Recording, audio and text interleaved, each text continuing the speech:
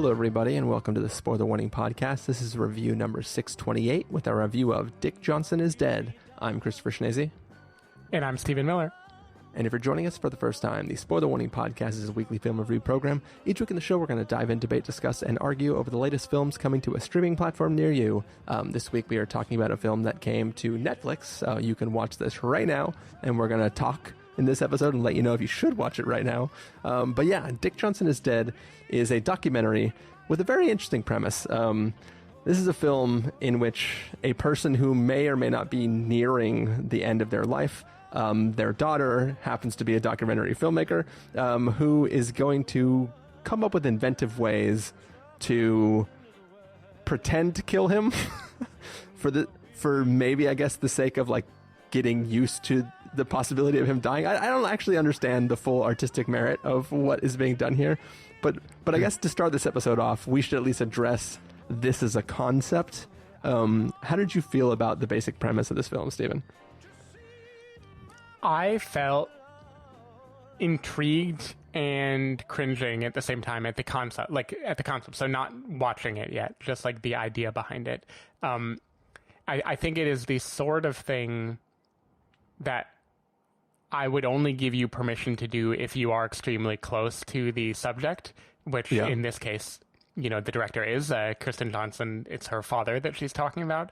But yeah, it's a very provocative idea. A man who is probably not long for the world, acting out over and over again different ways that he could die. It reminded me a lot, the idea of the act of killing. I don't know if you ever wound up watching that documentary. I haven't caught it yet. So the act of killing is like the very dark, more depraved side of humanity version of this, where people who committed genocide in Indonesia who are now in power, or at least like allowed to be free, the filmmaker had them reenact the terrible things that they did, believing that they were like on a movie set. And so they are like showing off, this is how I murdered this person, this is how I did this, and they are doing it in a glorifying way, but it is horrifying to the audience because we know the reality behind it. And this is kind of the taking mortality into your own hands version of that premise. So I was intrigued, but I felt very strange going into it. Like, I had no idea how it would play. I didn't know if it would be funny or sad or uncomfortable, or I had no idea.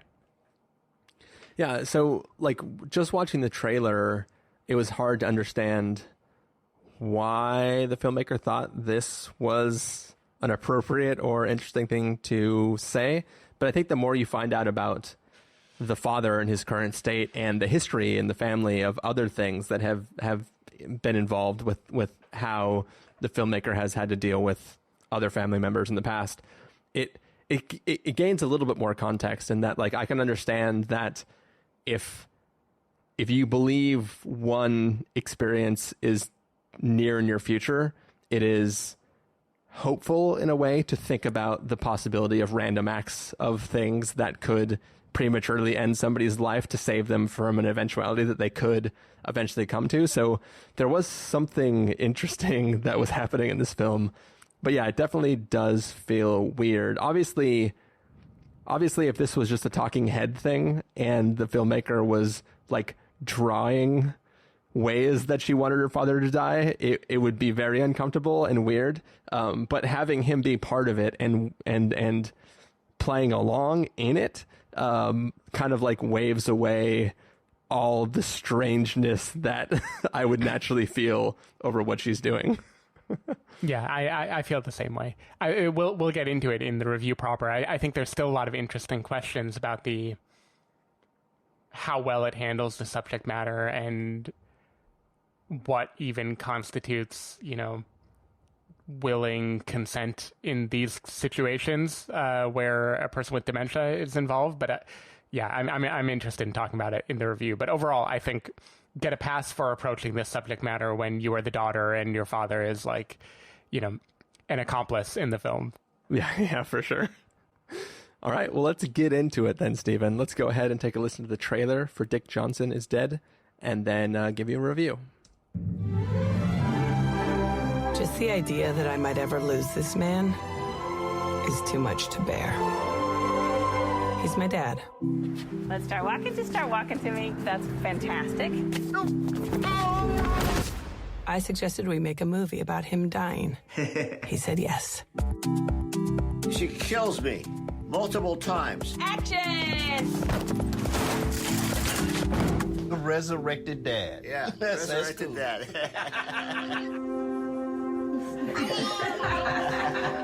But now it's upon us, the beginning of his disappearance.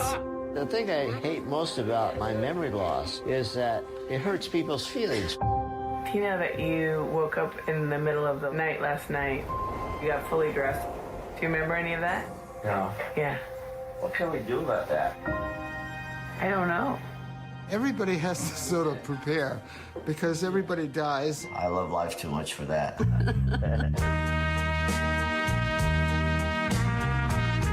Oh man, sweetie, your father is a wreck.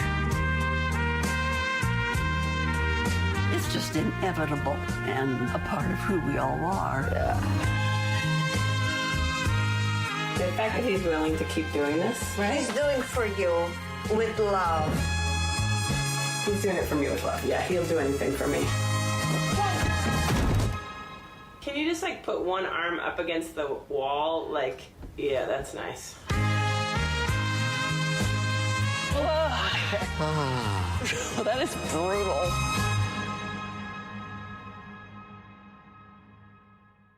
All right, so that was the trailer for Dick Johnson is Dead. As we already said at the top of the episode, it is a filmmaker dealing with the oncoming health state of her father and sort of trying to kill him theatrically in many different ways as a way of dealing with the eventuality of where his life is headed as he is getting older and all that sort of stuff. Stephen Miller, what did you think of Dick Johnson is Dead? I found this movie very provocative. That that is actually my biggest takeaway, is not whether I loved it or not, but how much it poked me. Because this is a movie that is like trying to...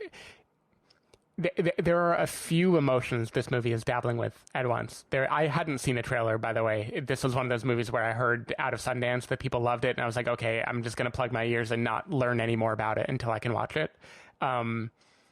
So at once, like, it's dabbling in black comedy. That's very clear, I think, like, from the trailer already. The means of killing Dick Johnson, the fantasy sequences, they're very goofy in a way that is still very shocking to see. Like, a few of them, at least, are filmed in a way where even though you know it's coming, it still feels like, holy shit, like I'm in a documentary and a person just died. You know, there's like a mental disconnect that happens watching it. There's also like real joy in this movie. There are fantasy sequences about the afterlife and heaven that I found like both very silly and very moving, because real people are acting out this fantasy, and there are like real aspects of their life and their longing and the things that they've lost and would like to get back that are reflected in the fantasy sequences in a way that I thought was like lovely, in a very like beautiful, uplifting kind of way. Then there's also the difficult documentary about what do I do when my father dies, and how difficult is it to lose someone to dementia, memory loss, Alzheimer's before that happens. And that is like a very heavy, emotionally powerful documentary. And combining them all together, the way this movie does, is like intentionally jarring. I think this is a movie that wants me to, it puts me in the like dark comedy perspective, only to then like throw me into extremely weepy Sundance documentary feelings, only to then bring me to this elaborate fantasy where we're like dancing with people with fake masks and toes are being grown, and then like jump back into the dark. The movie is doing so much, and I find it extremely interesting. I do think the whole package from beginning to end to me wasn't totally cohesive. I thought I would love this movie, And in the end, I felt torn. Like, I felt torn about a lot of things. I had been taken through an emotional ride. Like, I felt very, there was definitely something getting in my eyes for parts of this movie, especially when they talk about losing her mother and anything that is just the documentary version of this movie with Dick Johnson just being himself. He's just such a great character. He's always laughing. He's jolly. He's like trying to be here with his daughter.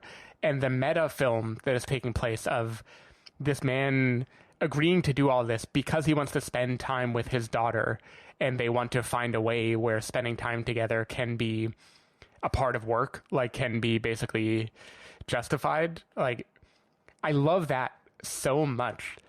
And I'm not convinced that the fantasy sequences of him dying actually add to that, other than to just frame why the movie is being made in the first place. And there are times, especially where the line between fantasy and reality, especially toward the very, very end, feels emotionally manipulative to me in a way that I can't reconcile. Like, there's a funeral scene that happens in this movie that I was kind of like Schrodinger's cat, where it's like, I am either mind blown in love with what this movie is doing, or I feel taken for a bit of a ride, and I have no right to have my feeling hinge on like a title card at the end or not, but I feel it anyway. And I don't know.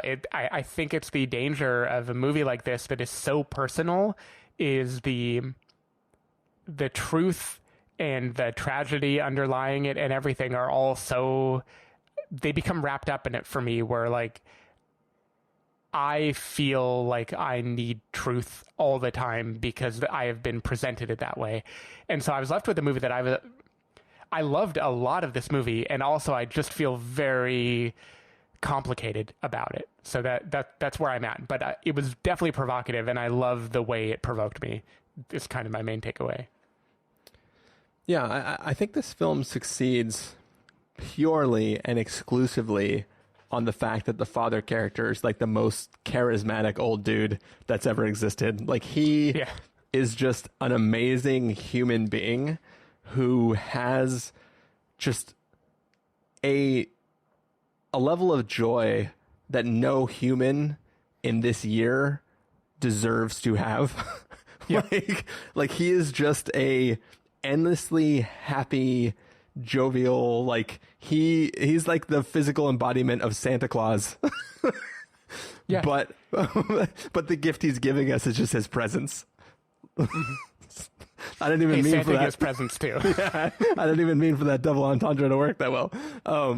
He is just just amazing. Like, if the filmmaker if she made herself absent from this film, never had a voiceover, never had anything, I would understand their relationship and why she loves this man. Like, he is just an incredible person who has a light inside him that you don't get to experience daily most of the time.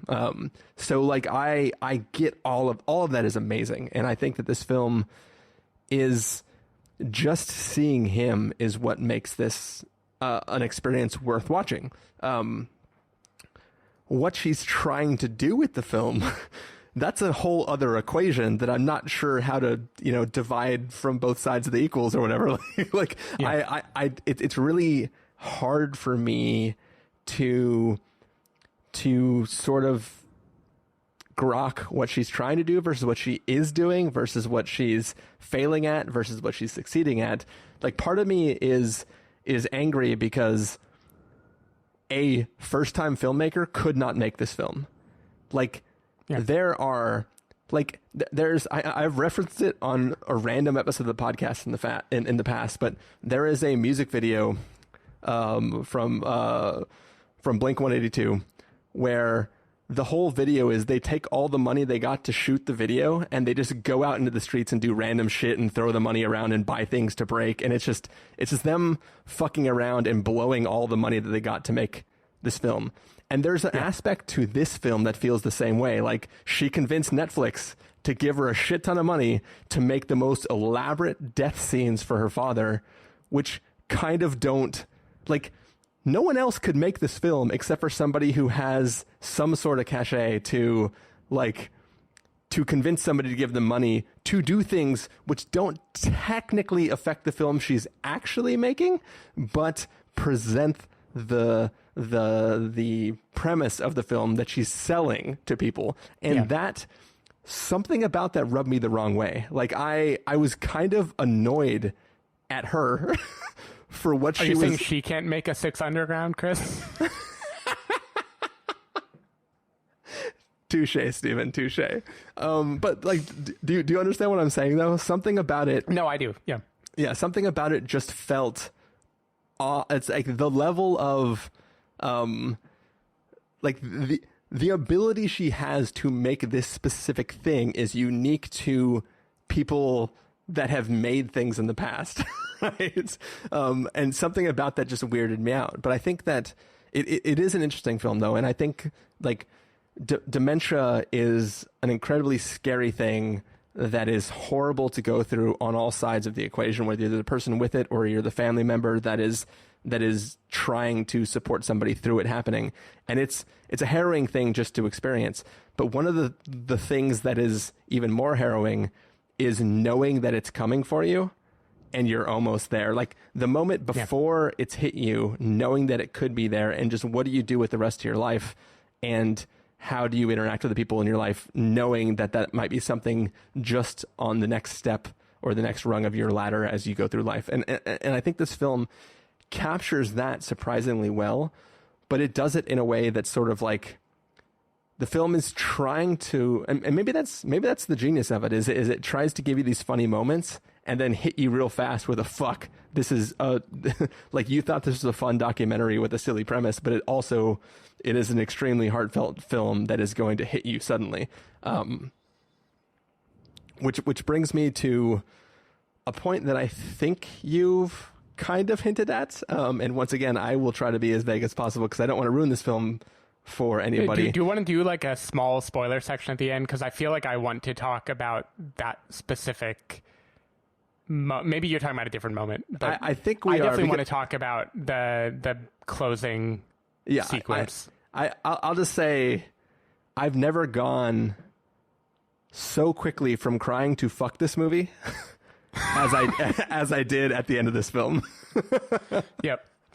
I completely understand what you mean. Okay. So yeah, we'll have at least a small spoiler segment to talk about that specific scene. But I think there's a lot of interesting things happening here, and I appreciate what is trying to be done. I don't know if it's all successful, and there's things that angered me profusely. But as I said, Dick Johnson is an amazing person, and it'd be tough to imagine if he was present in my life day to day. It'd be tough for me to imagine not having him in my life. So, yeah, from that aspect, this is a successful film. Yeah, and I think the part of the genius of the movie, like you said, what this movie really is it is a distillation of her relationship with her father and why making a movie like this is difficult. Like, this is her adaptation, basically. This is how do I tell you what it feels like? Because it's alternatingly very fun and very sad and painful and confusing. And the movie is the fact that she and her father are getting to play together, and they're getting to have it on film. And very specifically, she did not get that for her mother. And like the fact that she is a filmmaker and her father is participating in what she does, what she built a life around, there's so many layers of the meta story of this movie that are also the movie that it's really hard for me to unpack it. But it does. I'm not convinced that a movie that is just the like pure documentary, let me point and shoot my father, I don't know that would communicate him, that would communicate Dick Johnson. I don't know if it would communicate their dynamic the way that this movie does by having him be a part of the creative process of the thing that they're building. So even though I found the tone like provocative is my way of saying it was occasionally jarring also, and I was sometimes confused about where my emotions were at. I'm not sure that a less confusing movie would have communicated all that. So that's what I'm trying to unpack is, would I have wanted the traditional Sundance documentary version of this movie, or would I have not received it the way that I received it, having all the other pieces combined? So yeah, there's a lot to it. And so she also made, she's primarily not a director. Like, she's actually usually a cinematographer for documentaries. Like, she was the camera person in like Citizen4, the Snowden doc, and a ton of other things. And her first directorial feature debut was a movie called Camera Person in 2016.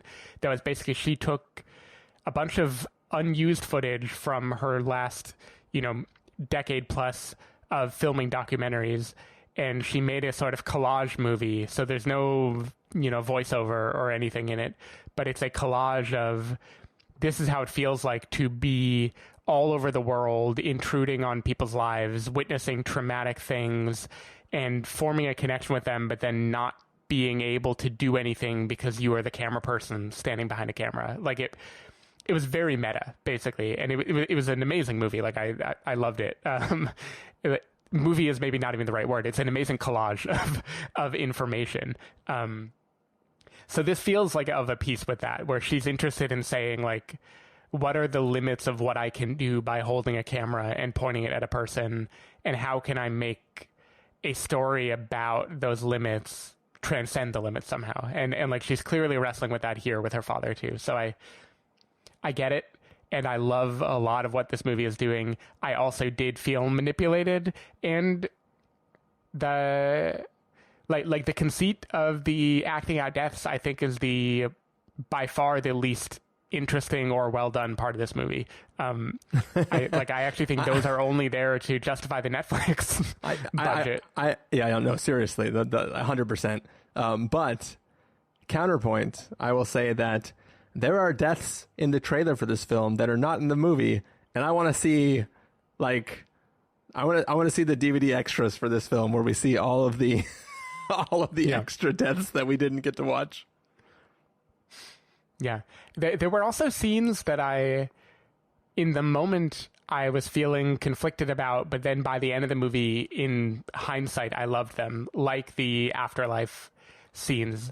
Those felt indulgent in the moment for me sometimes, and occasionally they were coming immediately after a very heavily emotional documentary moment, and I was kind of like, I don't need this whole dance sequence right now. I don't need you to have like slow motion confetti. But it all built to me where in the end, looking back, I was very happy for all those scenes. So this movie is like a jigsaw puzzle, and an emotional jigsaw puzzle. Like, I don't know how it would work with one piece missing, even if I don't totally get why all the pieces need to be there.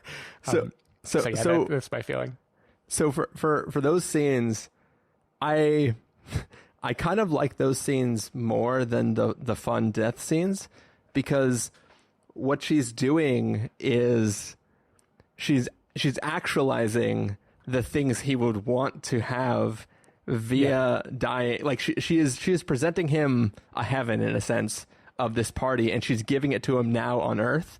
And there's something like the way I feel like I a few moments ago I was complaining about the fact that, like, with the deaths, how elaborate they are and how many crew members are there. I was annoyed that she, as a filmmaker, like, has the ability to provide those in a way that, like, a first-time filmmaker couldn't do that. I was annoyed at that. But these scenes are the exact opposite, where I'm like, she is justifying the Netflix budget to give him something that he could never have on his own without her power as somebody who has the ability to provide this.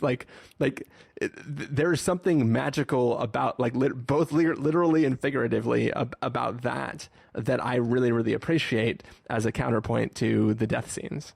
Yeah, and I also don't. I mean, again, I should have even looked into this, whether Netflix was in the production or only, like, picked it up after it already screened at festivals. But let me assume Netflix money existed before she made the movie. still the cachet would be For Camera Person, which is a very meta movie about the act of filmmaking. So I feel like whoever funded this got what they expected. Like, I don't think they had like the rug pulled out under them. I think they knew this was going to happen. I didn't. My comparison to the Blink-182 video is maybe not perfectly out there. No, but I do get it, because it's like showing how you would frame this and then pulling back the camera to break the illusion. So like, why are you paying for the illusion? You know, it's about the whole package, but there are plenty of filmmakers out there who would love to have that illusion, you know? 100%. So one thing too that I will say, a random aside, minor spoilers for a beat from his life that is previous to the film that we're actually watching, is that at one point in his past, semi-recently, I guess, it was either at somebody else's birthday or his birthday, he basically ate like 3 or 4 slices of chocolate cake and then had a heart attack and almost died. And he eats chocolate cake like 5 times in this movie. Yeah. Why do you keep giving... that was my man on wire moment in this movie, where I'm like, oh my God, is he going to fall? Like, I didn't understand why you would keep fucking making him chocolate cake. Like, any normal human being would say, like, okay, no more chocolate cake for you. Like, you're already near the end of your life. Stop eating chocolate cake. I don't know. I mean, I'm thankfully not of the age yet where I have a parent in anywhere near this situation, but I do think there becomes a turning point where it's like, just eat the fucking cake. Like, you can't be running from this forever. So like, enjoy, you know, keep it under control, but enjoy your life. So I found those moments, I liked them, but I was nervous all the time also.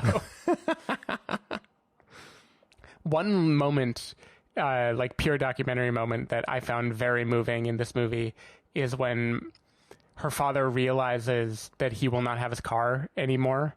That was the first time that I was like, oh wow, you are really capturing very real emotional moments between a father and his daughter. Yeah. And it also, because his demeanor is so laughing, there's a thing where, like, in the beginning of the movie, it's like, this is a jolly fellow, you know, he's Santa Claus. Like, he always laughs. He's so happy to be with the kids, no matter how old he gets. He's always laughing and having fun and enjoying laughs at his own expense. Like, he falls down and it's the most hilarious thing in the world. Over time, he will still deploy that laugh even when he is asking about a thing that just happened, or hearing a description of a memory loss event that recently occurred. And the laugh starts to be this is me defaulting to like the social behavior I know to cover up that I'm actually fairly confused right now. And the movie doesn't ever say that, but I felt it in a very emotionally heavy way. Like how much that personality becomes a thing that can steamroll over everything else disappearing. So I thought it was really beautiful that they managed to capture that. Yeah. I think there's a lot of stuff in this film where we don't have the context for the before or after this scene, but with the context of the whole film, it maybe adds weight. Like there are scenes in this film where he's packing up his office, where he has been, what was his job again? Psychiatrist. I think. Psychiatrist. Yeah. So he's done this for many, many a year. And now he's just not doing that, but we don't have like a retirement party, right? Like it's not, there's no scene where it's like, oh, thanks for so many great years of psychiatry. It's just, they're packing up his office suddenly with no context at all. And it's like those things, there's this like undercurrent of sadness, even though he is just like joking with everybody in the scene and talking about how fun it was to be packing things up and stuff. So like, yeah, there's a lot of moments in this film that like feel like moments of brilliance in a film that is also very scattershot and sort of silly at times. So any last spoiler-free comments? Yeah, the only, I mean, maybe this should even be considered a spoiler. I don't know. Screw it. Nobody is going to feel like the movie is ruined by knowing this. There are a few fantastical elements that are very lightly done with no commentary in this movie, one of which involves a chair, that I thought was extremely effective. I don't even know what it means, but there were like little touches like that hit me in a pretty strong way. So I think that Kristen Johnson, like, she knows what she's doing. Like, she knows when to pull back and when to have the little flourish. And it is like a beguiling movie, but that isn't a bad thing. Like I think it's good that I don't really understand why everything does what it does. Yeah. And it's still like, I keep coming back to that. Like, it feels like she is in a unique position to make this film, and it seems impossible what she is doing. And I should be lumping all kinds of credit onto her, but instead it makes me angry. And I don't know how to reconcile that feeling that I have. Like it feels like an impossible task, and I don't know, it just seems like she is uniquely suited to tell this type of story because of who her father is and who she is. And it's still like, I don't know. It's we'll talk in spoilers briefly. Yeah. All right. Well, before we get to spoilers, we have to get to an official verdict for everybody. So for now, Stephen Miller, if you're going to do a must see, reckon with the caveat, wait for until pass with the caveat, or a must avoid, what would you give it? You know, I went into this review planning on doing a recommend with a caveat, with the recommend being all the things we just talked about. Like, this is a extremely creative movie. It is doing things I've never seen before. It is doing them in a very remarkable and unpredictable way, and it is getting at a lot of heavy emotional truths in a manner that maybe you couldn't get at any other way. The caveat I was going to give is that it doesn't all emotionally work for me. Like, we're going to talk in spoilers about why. But honestly, like, just talking through it makes me like it more. like I don't know. Like, I'm actually very tempted. Like, how could I talk about a movie doing all of these original things and giving me so much to think about and not bump it up to a must-see? So I'm going to do it. Fuck it. I'm going to bump it up to a must-see, actually. I think this movie is just doing so much more than most things I watch are doing. And, like, it has so many ideas, and it is blurring so many lines between, like, reality and fiction, and between wish fulfillment and, like, internal psychology. There's a lot that this movie is doing, and I think the total package is very beautiful and, like, absolutely worth seeing and having an opinion on. And even if the emotions at the end left me not with the kind of pure weeping or pure laughing or whatever that I sometimes want to get out of these kind of movies, I think that is intentional, and I think that makes it more lasting. So I still have issues with it, but I think this is a movie that, like, you definitely should see. Yeah, I if you asked me, it comes down to the beginning of this review where I said the father is the most charismatic human that has ever walked the earth. He is amazing, and he carries this film. And him and the mom from Small Enough to Fail, or whatever that documentary was. They need to, like, make a movie together. I literally almost brought this up, that, like, I kind of feel about this film the way I felt about that too small or Small Enough to Fail, too not big enough to fail. Small Enough to Jail. That was the name of the movie. Abacus, Small Enough to Jail. Okay, yeah. So that film, it was one of those things was like, the film itself is whatever, but the people in this film are great, and I loved watching them. That's kind of how I felt about this film. I think that I'm going to give this a reckon with the caveat. The caveat being that I'm not sure this film. I don't even know. The caveat is that I don't even know. But I think you will enjoy watching this film if you watch it. It's doing a lot of interesting things. I just can't guarantee you that you won't have problems with many aspects of the film. But I think in general, there is real raw emotion that is mixed with real touching, just fucking heart. And I think all of that, when mixed together, creates an experience that is worth having put yourself through. But also there are things that I fucking hate this movie for. And we're going to talk about it in spoilers. So take that as a little tease for you.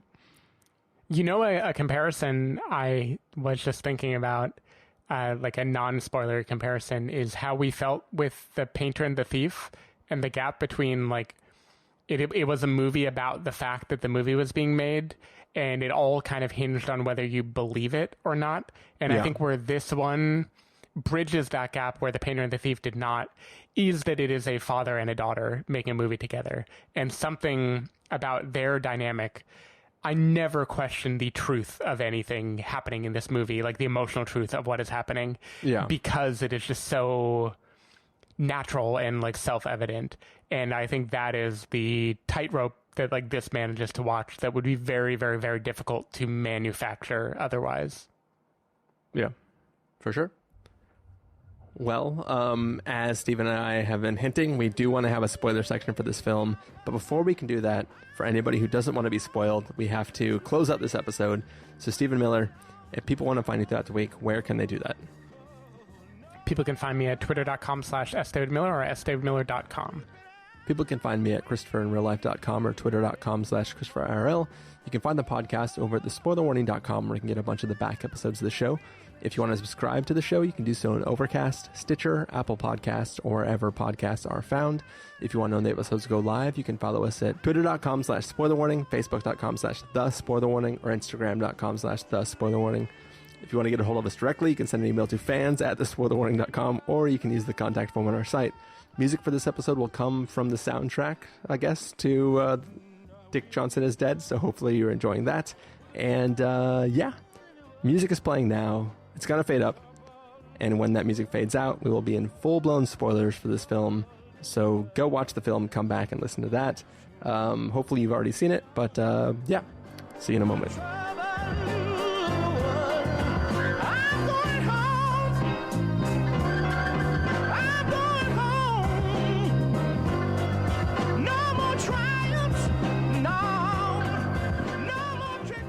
All right, so we are back.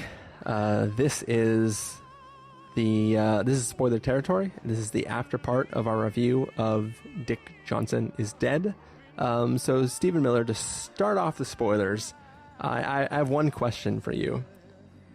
Do you think the filmmaker made this film too soon? Well, yeah. So you hit the nail on the head, right? Is Dick Johnson, as far as I can tell, at least when the film was edited, is not dead. You know, I didn't look up anything, but the full film, you know, from beginning to end, he is still alive. He's still with us. And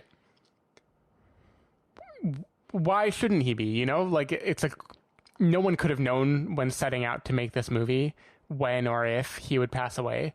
And I don't feel like the movie needed him to actually die. That, in a sense, like, what I wanted would also be very manipulative for it to be like, oh, let's wait. But why do you need, like, if you are making a film about how you deal with your father's impending doom while he is alive, knowing that he will progressively get worse, and you are choosing an arbitrary range of days to document this experience, did you set out? Like, all right, guys, I'm going to do this for 2 years, and if you don't die, we're releasing the movie either way. Like, I just don't... Well, one thing, too, is the movie talks a lot about how when you lose someone to dementia or Alzheimer's, or, you know, when you lose someone whose memory fades, you kind of lose them a while before you physically lose them. Yeah. And there's definitely a read of this movie, and I don't know because I don't know his current state, that, like, by the time this movie was finished, he is, quote, gone in that sense. Because there's a line at the end of, like, Dick Johnson is dead, long live Dick Johnson. And I think that's kind of about both existing at the same time. So that's like one read where you can maybe have your cake and eat it too. In like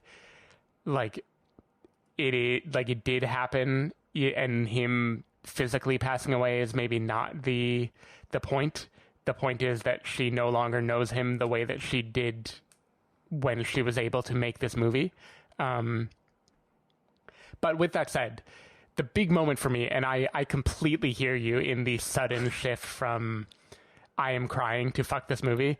I never quite hit that level. It was like I am crying to no, don't tell me actually why am I upset right now. Like I had a third pivot back to like, wait a minute, what is my problem? Because here's the thing, that there's a funeral where everyone is discussing like the life of Dick Johnson.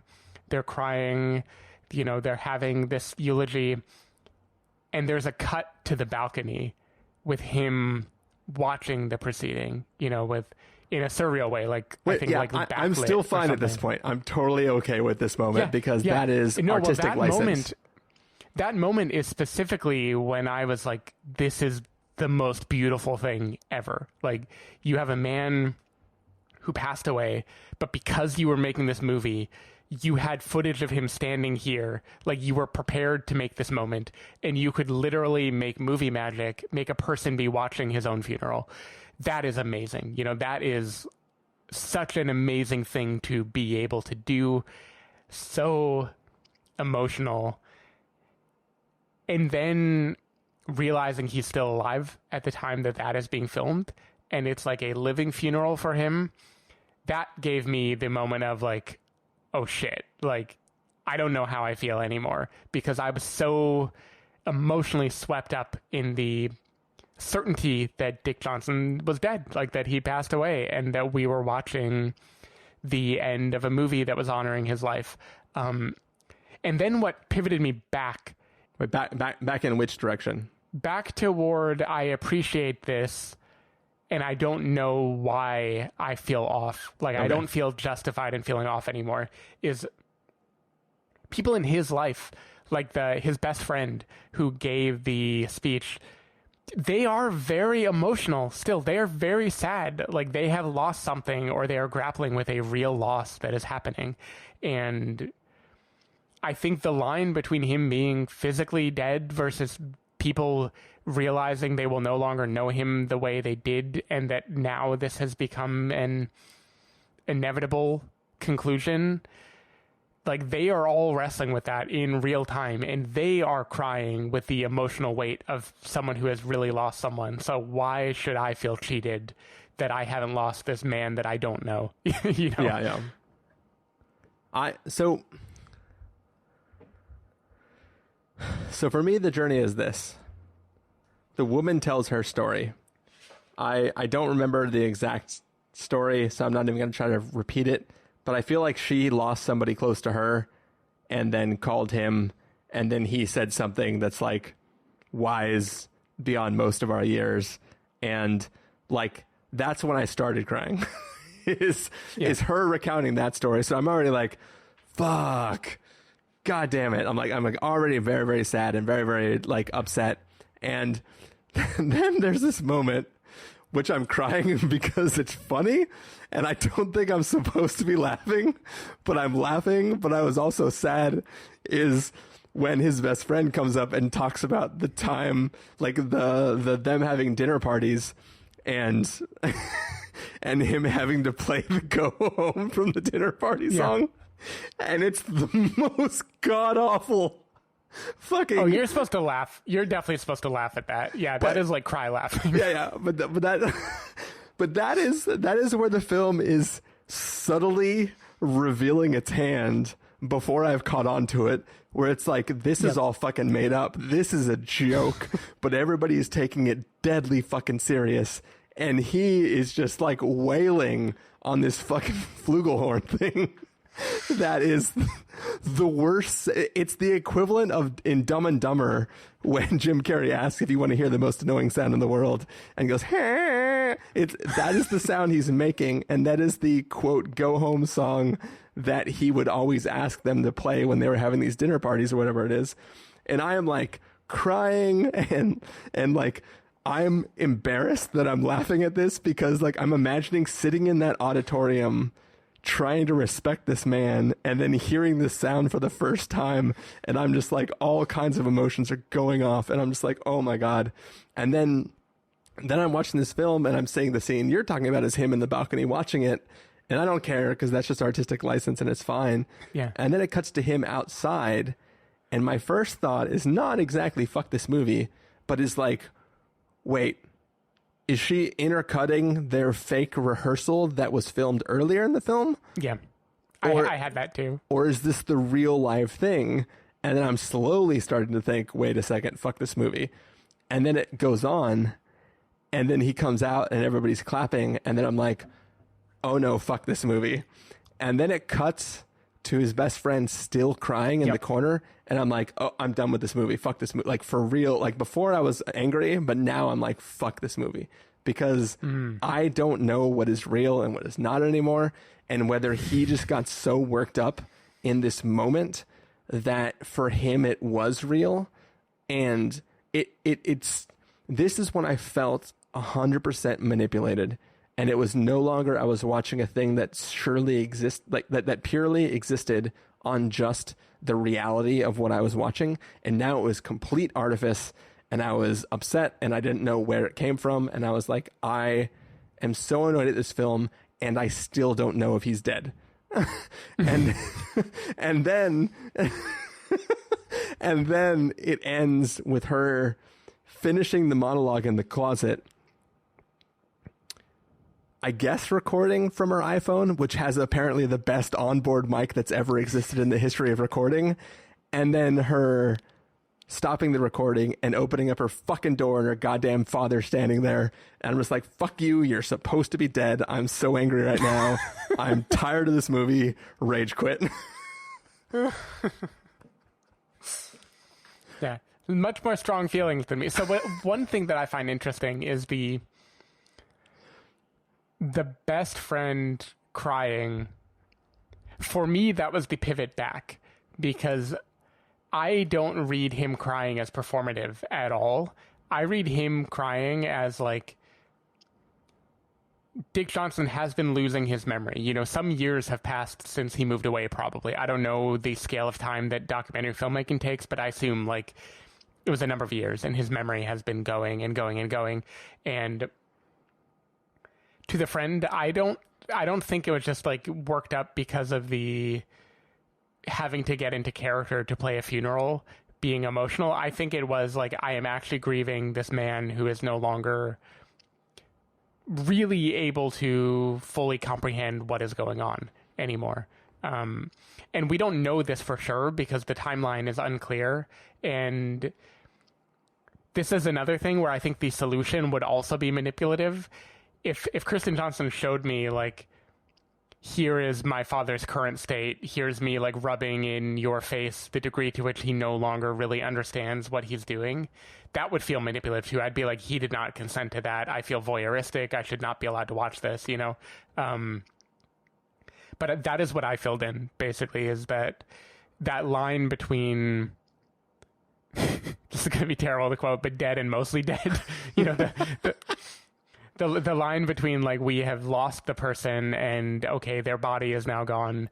I think he already exists in that gray area for the people in his life, because, you know, the story that the woman tells about calling him when she lost someone and him having words of wisdom was followed by, and then 5 minutes later, he asked me how my husband was doing. Yeah. You know, I think like that's they are where, already like, grieving. That's where the snot added to the tears is. Yeah. Like, I was already like, this man is a beautiful man.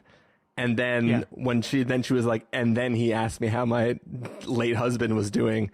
That's when I was just like, snot shoot out of my face. Well, and the interesting thing about that is, if that were a real funeral, I don't think you would add that line, because in a funeral, people don't add like, by the way, let me emphasize how much they were deteriorating by the end. You know, it is like, they're gone. I remember the good, the end. And so to me, that is interesting, where I think to the people in the room, this wasn't only a celebration of his life. It was a funeral for the version of him that they knew. And it was like a collective grieving of like, the version of him that I knew is no longer with us. And let me remember how great he was and mourn the fact that this is happening. Like, there's a lot going on, basically, I think. And I felt manipulated at the time. I felt like if he truly had died, it would have been such a pure feeling at the end of the movie that I would have walked away with. And I wish I could have had that.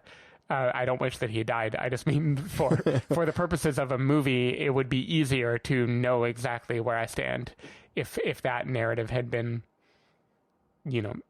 what you expect at the beginning of the movie. Because the movie is set up in a way where you're like, I fully expect that he will be gone at the end of this movie, because that just is how movies like this work. It's almost like a young teenager made a statement about how this isn't the type of story that you think you're talking about. Mm-hmm. Yep. But I do want to clarify one thing. I didn't think that his best friend crying was performative. I just didn't know when that was recorded. And it felt like an editing trick to manipulate me. And I wasn't sure that its presentation was authentic to this moment. So that's why I was frustrated with that. The other thing that sort of bugs me about this is, for me, in my reading of the film, you have made a few leaps to his current condition at the end of the film that I wasn't taken there yet with. I don't know if that was a proper English sentence, but I'll just continue. So for me, we have the history of the mother and that she died with dementia. But for him, we hear these little anecdotes of him forgetting, or him like suddenly not knowing where he is, or these little they're all just anecdotes as far as I'm considered. And the one thing we see is he goes and gets the Trump test, right? Man, woman, face, whatever, blah, blah, blah. And yeah, I got to hand it to Trump. It's harder than I would have thought. I'll be honest. I can get like 4 of the 5. Like, so for me. Oh, can you name them now? That is the big question. Face, red, house. Red is at the end. Red is at the end. It definitely face was one. I feel like red was a color. It was red or rose. It was something with an R. And basically I can't do it. So for me, if that is your one, if I'm supposed to watch this film and go, oh my God, that's how bad he is, I did not get that, because that's how bad I am.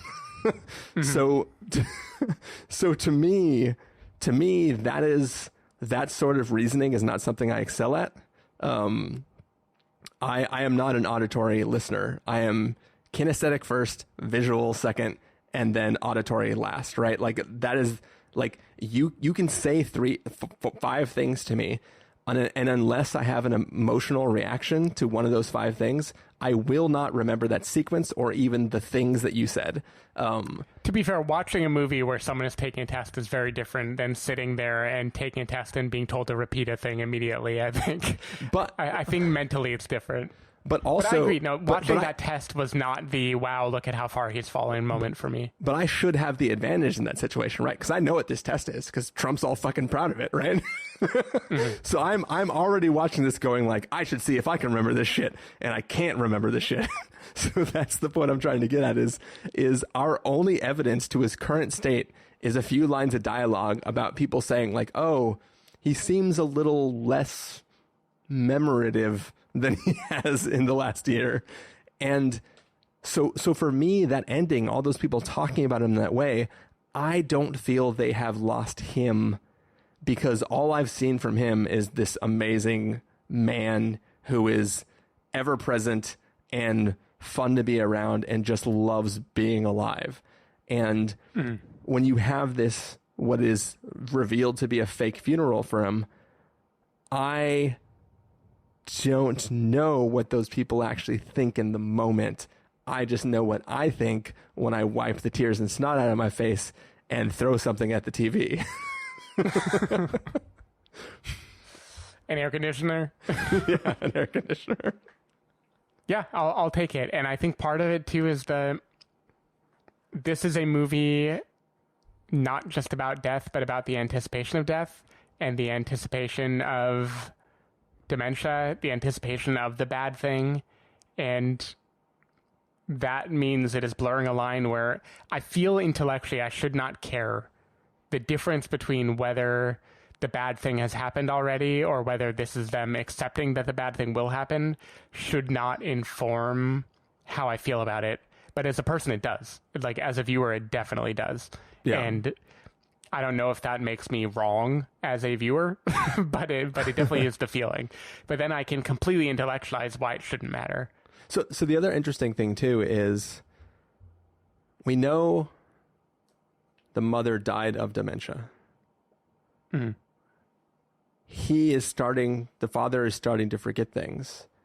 But this is not it'd be one thing if his father or mother died of dementia, and now they're seeing the same signs in him that his mother or father had. But because it's his wife, there's zero gene overlap, hopefully, in that pool, right? So there's not oh shit, this is the same thing that happened. This is probably this genetic issue that your bloodline has, and like we should get ready for it. It's just a coincidental similar thing that's happening. So we don't even know, he could be alive for 10, 15 more years, like whatever, right? Yeah. Well, like specifically, we don't know, like his wife died of Alzheimer's, and we don't know that he has Alzheimer's, but we do know that, like, there's at least a couple anecdotes that I would say are pretty strong indicators. Like, the one is him waking up in the middle of the night multiple times and coming out to the living room believing that he's in his practice and he's seeing a patient. You know, that is like pretty far along in that direction. But also, like, I've definitely there's a funny story amongst family members of one time when my aunt was visiting my family and she was sleeping in like our den, and I just walked in there and peed on her because I thought it was the bathroom. And I was just a child. The real story of this episode of the podcast is we learned that Chris has dementia. I was like 6 at the time. But I woke up. I'll tell you a story off mic because it feels like it would not be good to tell it on mic. Hey, I'm giving up all my stories. I get that it could be explained another way, but I think I don't know. I think there are enough clues. Like the other one, you didn't see the Academy Award nominated shorts this year, right? I did not know. Okay. Yeah. In the animated shorts, there was one it was a French film that is about a person losing their memory. And it's like a visual representation of what it feels like as like things slowly start to drift away and you don't really have faces anymore. You just have vague identities. Was it called Relic? No, but I think I name dropped the short when we were discussing Relic, actually. Okay. But yeah, so that was a movie that I thought was a lovely representation of how that would feel. And there's a fantasy sequence meant to depict a real thing that happened to Dick Johnson on Halloween. That I thought was a very interesting way to do a similar thing of like, there was a real story of him basically getting lost, finding himself sitting in a house and not knowing where he was anymore. And those kind of stories make me think there is a lot more that is not being shown out of a desire to be compassionate and respectful. But I filled in those gaps. Like I believed that we were at that point. Gotcha. Cool. Well, if there are no more comments about the film, I guess that brings us to the end of this review. Wait, where am I? We're in spoiler talk, so I think you can just leave. Oh, I get it. You're joking. I'm so good at jokes. I'm keeping all this in. Yeah, do it. Face, camera, violet, something red. All right. Thank you, everybody, for listening. And good luck and good night.